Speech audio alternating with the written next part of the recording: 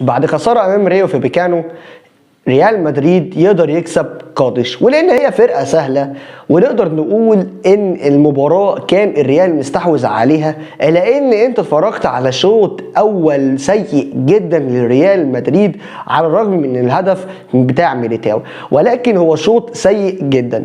كلام في الكوره مع احمد نصر. يلا بينا نبتدي ملخص مباراه ريال مدريد وقادش في سباق الليجا. في البدايه ريال مدريد ابتدى المباراة بلعيبة قلقانة قوي ومتوترة جدا لحد فيهم يتصاب. غالبا سكواد ريال مدريد كاملا في دوري قصدي بيلعب يعني موجود في كاس العالم. فدي المشكله اللي كانت مواجهه ريال مدريد، اللعيبه بتلعب بالشوكه والسكينه، اللمسه بعصبيه كبيره جدا، اللعيبه ما كانتش مركزه قوي، رغم ان اللعيبه عايز اقول لك ان انت حالك لو المباراه دي اي نتيجه غير الفوز صدقني هتلاقي ان انت بيبعد الدوري بيبعد. يعني انت المباراه اللي فاتت خسرتها كانت من اهم المباريات اللي الثلاث نقط اللي فيهم هيساعدوك على الاستمرار في المنافسه ما بينك وما بين برشلونه على لقب الدوري الاسباني، ولكن حضرتك خسرت في مفاجاه غير عاديه وما زال التركيز غائب. يعني المباراة دي ما زال التركيز غائب فيها، وكان لو الريال في طبيعته يقدر يكسب 4 و5 و6. فرص كتير ضاعت، حاجات كتير من ريال مدريد ما كانتش ريال مدريد، ولكن ما هو الا اللعيبة. تخيل ان فينيسيوس جونيور تجي له كرة تحت رجليه خايف يرقص، احلى حاجة عنده بطل يعملها، خايف لا يتصاب، خايف لا حد يغشيم يقوم رافعه بالنص يبطله ويقعده زي ما حصل مع ساديو ماني.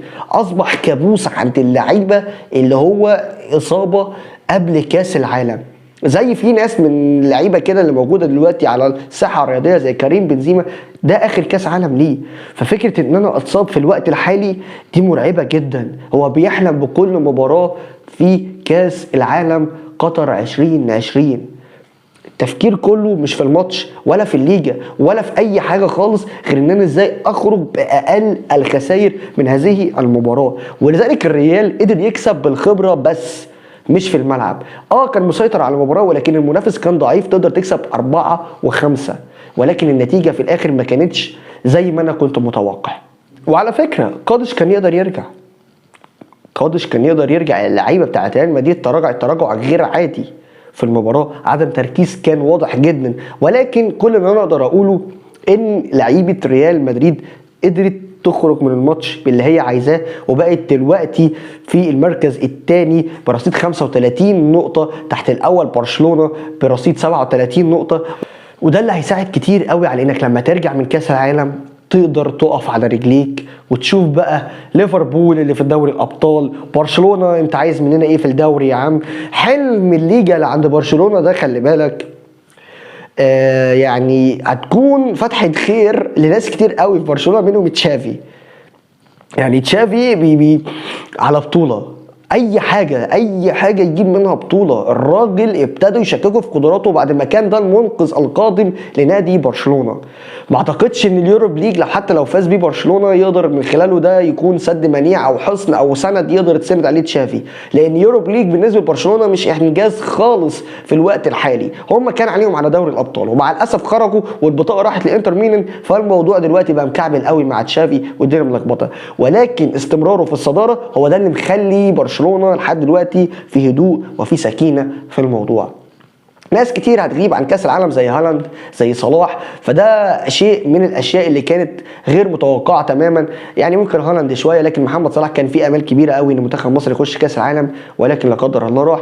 لحد دلوقتي ساديو ماني مش عارفين موقفه ايه، هل السنغال هتروح ولا لا. ولكن نقدر نقول ان انا كان من اجمل كاسات العالم اللي كنت انتظرها ان انا اشوف فيها كريم بنزيما وهو في قمه توهجه بيلعب فيها، كريستيانو رونالدو، ميسي. اشوف اقوى واجمل واجمد كاس عالم قادم بالنسبه للكره. هتشوف اللعيبه في ازهى عصور نضوج الكره في تاريخهم. ميسي مش هتلاقي ان هو مركز في الكوره بس قد الفتره دي، مش هتلاقي ان نيمار نفسه مركز قد الفتره دي، مش هتلاقي ان كريم بنزيما في التوهج دوت مركز قوي الفتره دي، كريستيانو رونالدو. الطموحات عاليه قوي بالنسبه لكل الاسماء اللي انا ذكرتها دي ان هم ياخدوا كاس عالم في اخر كاس عالم ليهم، وهو كاس عالم الاساطير. يعني انا شايف ان ده هيكون من اقوى واجمل كاسات العالم اللي شفتها في حياتي.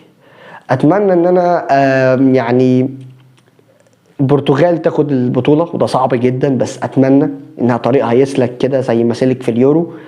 واتمنى كمان ان شاء الله وباذن الله يعني كريستيانو يفوق ويمشي يروح تشيلسي، عشان خاطر كفايه بقى ايريك تين هاج ده مقرف. اتمنى ان الريال يفوز بالليجا. كل دي امنيات. كان معاكم احمد نصر. متنساش بقى تعمل لايك للفيديو وسبسكرايب او اشتراك في القناه. الى اللقاء.